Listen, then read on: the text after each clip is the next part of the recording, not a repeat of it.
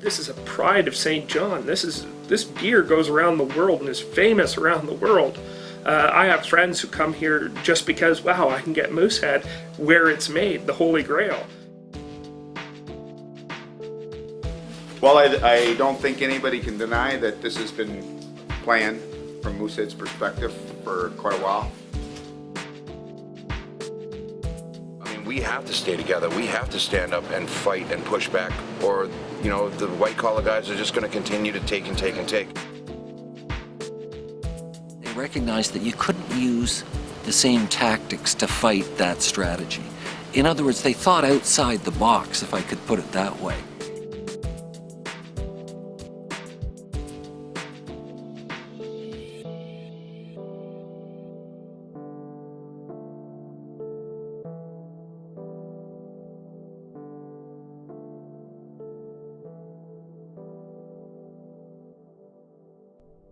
From the family's backyard, Susanna Oland's legacy and recipe for October Ale was handed down through generations of Olands. Successive heirs created a brewery that survived world events that brought down many enterprises, countries and technologies. Through Confederation, the First and Second World Wars, the globalization of the world economy and even the War on Terror, Moosehead has remained a major force in the global brewing industry. Susanna Oland's pioneer spirit passed through 6 generations of descendants, keeping the company going and keeping relationships with workers well grounded.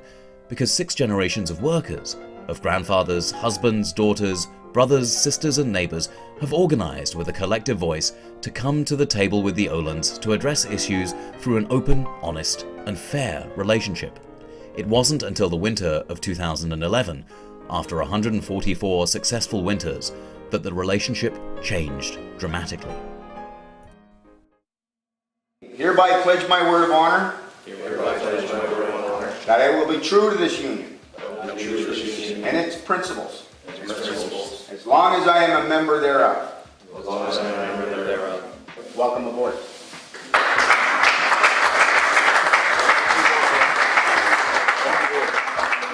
This notion of a union as the collective voice of the workforce that is able to articulate needs and to give feedback to a company that is vital for its success. Trade unions are a fundamental component of democracy. It's not, it's not an elective, and it's that way. That's an accepted fact almost everywhere in the world. I think one of the interesting things about the local 362 story is that they came to the edge 2 years before and then pulled back and used those 2 years to prepare themselves, their members, the community for what they knew was going to be a very large confrontation. This is something that definitely has been in the works since, well, actually I believe it's probably been in the works since the day we came back to work 2 years ago. The 2008 negotiations were the resumption of talks that had ended in 2000. And that year there was a 3-day lockout where the local believed that the employer really bullied them into a settlement. After an 8-year collective agreement, we went back to the bargaining table in 2008, and after a very intense and hard negotiations, it ended up with a strike vote, and 97% of the members voted to go on strike over the issue of post-retirement benefit. We came back to the table. The result was a 2-year deal, really a truce period, where the parties were committed to speaking to one another, trying to resolve the issue through a labor management joint committee using an actuarial consultant to try and address both sides and their concerns. And there were a number of changes that occurred in that period from the last negotiations leading to the December 2010 commencement of negotiations. There was new personnel and management. Actually, there was a new president installed, the 6th generation of the Moosehead family. And we were told that, just watch, there's going to be some changes that are going to happen here. And we anticipated them that they're to be constructive changes. We knew that the post-retirement healthcare benefits were going to be an issue because we were in this committee process with the company in the 2 years leading up to the end of collective agreement. Before we even got to the table, we knew that this post-retirement benefit piece would be a huge part. And we certainly did a lot of work in trying to find a solution to not only ensure that the employees would have the ability to have post-retirement benefits, but also to give the company the ability to shed huge amounts of liability, as well as have their ability to secure loans that they needed to do infrastructure for the brewery. Through the course of 2009 and 2010, we met on 19 different occasions. The party said we need to solve this before we get to the bargaining table. Unfortunately, that wasn't possible, and the 2010 negotiations began in late December of that year. The parties exchanged bargaining agendas on December 22nd, 2010, and the decision was made that we would come back to the table on January 3rd after the holiday break. The goal of the employer at the bargaining table, and certainly in the period before the lockout, of course, was to claw back that benefit in some way, to make it a lesser benefit so it would be less expensive for the company. And of course, the members of the local had the opposite idea. You know, they wanted to maintain the benefit because it was something that was very important for them and their families in their retirement years. They had counted on this, and they wanted to be able to maintain it. From January 4th until January 11th, 2011, the parties bargained ambitiously deep into the evenings. We exchanged nearly 50 proposals back and forth between the parties on those dates because, again, you know, the company had expressed a desire to get things moving, and of course, you know, we were there again in good faith to try to get a collective agreement concluded. On January 11th, we were surprised to learn that the company had applied for and was successful in applying for having a conciliation officer come in from the Department of Labor to oversee things. I think in what the company felt was a move that might speed things up. The first thing to happen after January 11th was a break. The parties took a break because the conciliation officer that the company had applied for, his schedule was such that he wasn't able to be there until the beginning of February. Really slowed things down, which, you know, we found curious because it was contrary to their stated objective, which was to get things done quickly. We talked about it as a group, saying, now why would a company who wants to get a deal stop communicating but start to ramp up production? You know, we were feeling some pressure from some of the membership as to, you know, what are we doing in here running around the clock for the company itself to prepare to lock us out? Why don't we take a strike vote and go out? And anyways, we stayed on the high road and said, no, we're gonna make the product, we're gonna negotiate in good faith, and we're gonna get through this.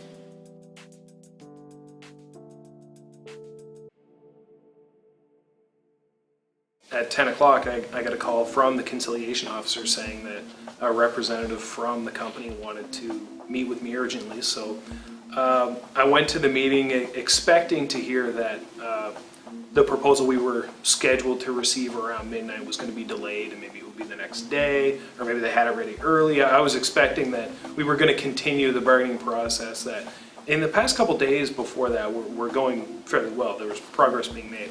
Of course, I went to the meeting, and the company representative, definitely to my surprise, and I'm quite certain to the surprise of the conciliation officer,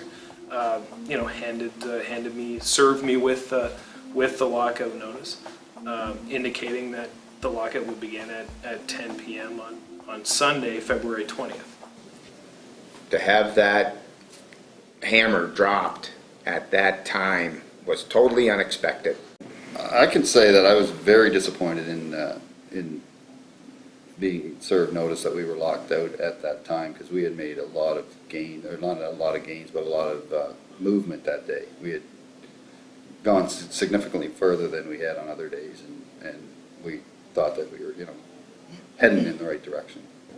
moving along, and just to think that, you know, it's all over and done with or whatever was quite disappointing, because, you know, nobody's there to be locked out or To have this all set up and plan, you know, what appeared to be planned, because they were all in place, everything was set up, the barricades were up. You know, it was almost like, well, we've done the groundwork, so we might as well go through with it now, because this is what we have to do. They served the notice and then said, okay, so we'll see you in a little bit to hear our counteroffer. Like they thought that was just no big deal. Just a matter of fact, give you a piece of paper, and then, you know, you guys aren't gonna be upset about that, and we'll just talk some more. It's the membership that decides their fate and their future. The 5 of us try to negotiate to the best of our ability, but then it's the membership themselves that choose whether it's acceptable or not. So that Sunday, we took back their final offer, and overwhelmingly, I think it was 99% voted to say that the offer that the company put forth was unsatisfactory.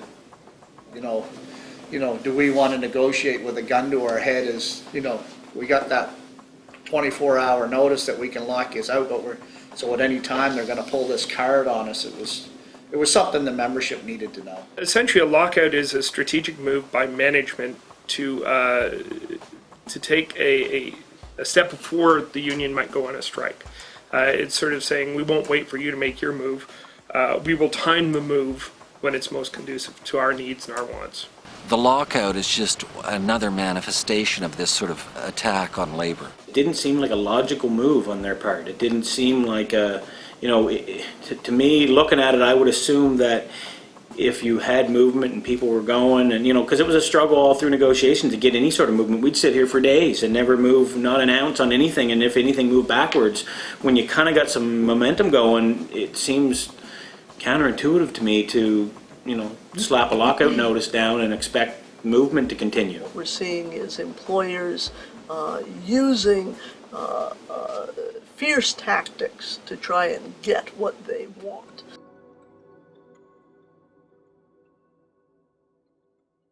It has been 24 hours since the legal notice of lockout was issued to the local. As the clock struck 10 p.m. on February 20th, 2011, the members of Local 362 were officially locked out. By 10:01 p.m., the first lockout shift had begun, and the brothers and sisters of Local 362 together walked out into the cold winter night.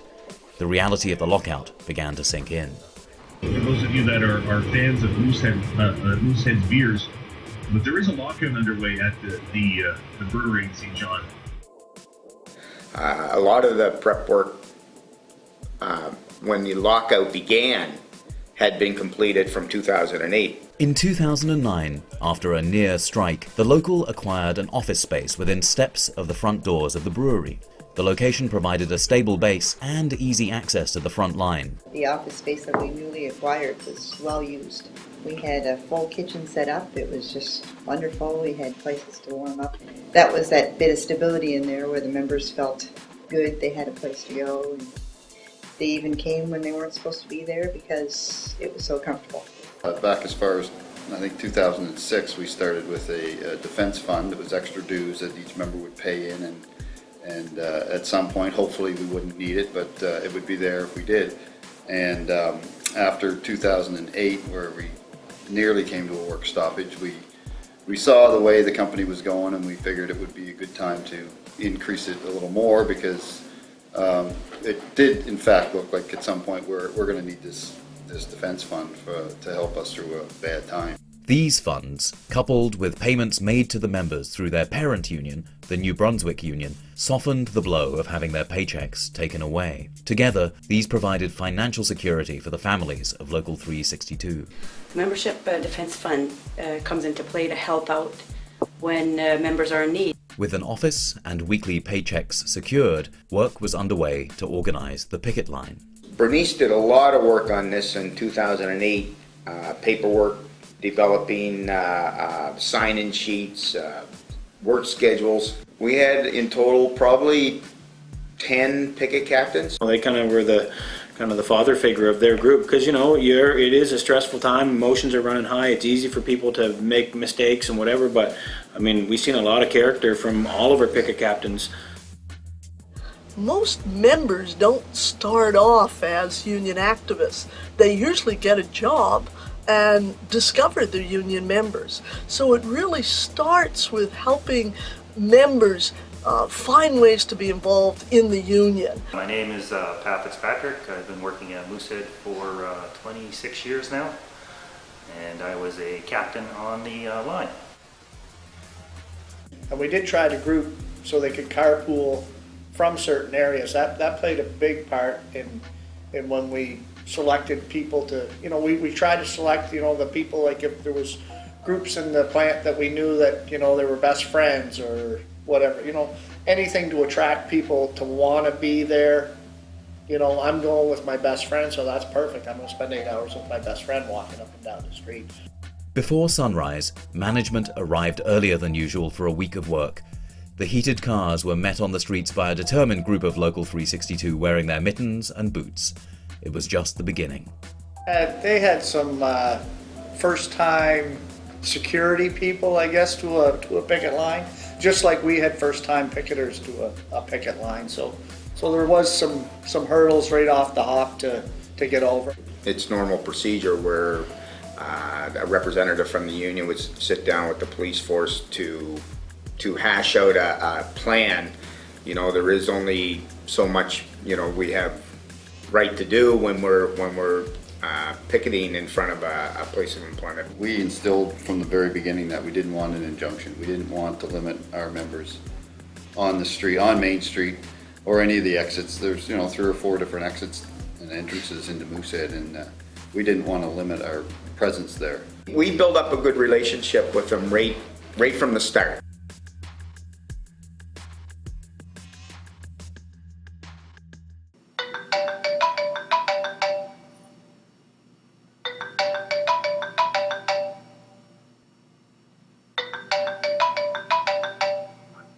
Received a call from a representative of the company saying that within 24 hours the company was going to shut off their contribution to the Blue Cross plan for the membership. There is only 2 things you really have to do to be a successful company. You have to take care of your customers, and you should take care of your employees, and that's all your employees. Well, my name's Andy Fox. I've been at Moosehead Breweries for 29 years. There's an electrician, I'm a tradesman. People oftentimes don't realize how much suffering goes into that for people to stay the course and fight for what's right. And you know, there's a lot of stories, unfortunately, where there aren't success. Obviously, this could have been devastating, and I think that the company was counting on that. The board of directors unanimously supported that we provide coverage through the membership defense fund. So we use those funds for that. What I think they underestimated was the solidarity of the 8,000 members of the New Brunswick Union to step up for the 170 members of Local 362 and to be able to foot that bill for that service so that they could continue with coverage during the lockout period. There's power in the factory, power in the land, power in the hand of the worker. But it all amounts to nothing if together we don't stand. There is power in our union. Now the lessons of the past were all learned with workers' blood. Mistakes of the bosses we must pay for.